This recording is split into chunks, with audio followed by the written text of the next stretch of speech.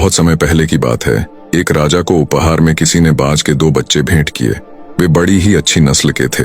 राजा ने उनकी देखभाल के लिए एक अनुभवी आदमी को नियुक्त कर दिया। जब कुछ महीने बीत गए तो राजा ने बाजों को देखने का मन बनाया और उस जगह पहुंच गए जहां उन्हें पाला जा रहा था।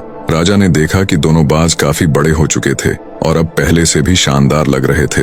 राजा ने बाजों की देखभाल कर रहे आदमी से कहा, मैं इनकी उड़ान देखना चाहता हूँ, तुम इन्हें उड़ने का इशारा करो।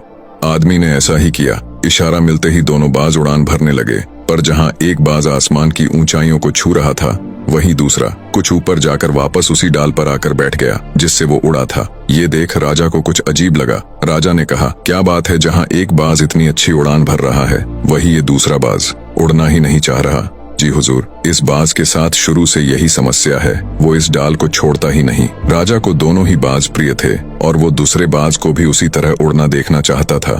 अगले दिन पूरे राज्य में ऐलान करा दिया गया कि जो व्यक्ति इस बाज को ऊंचा उड़ाने में कामयाब होगा उसे ढेरों इनाम दिया जाएगा।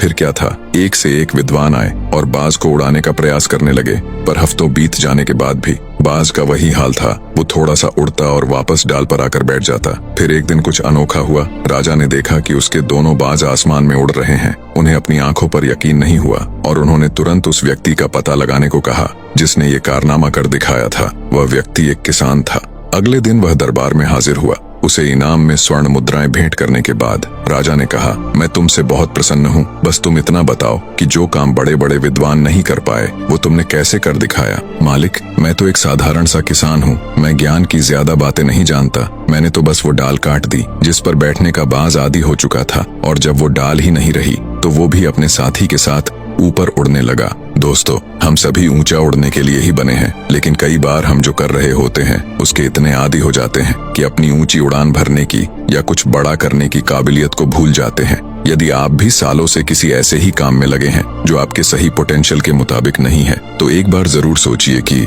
कहीं आपको भी उस डाल को काटने की जरूरत तो नहीं जिस पर आप बैठे हुए हैं।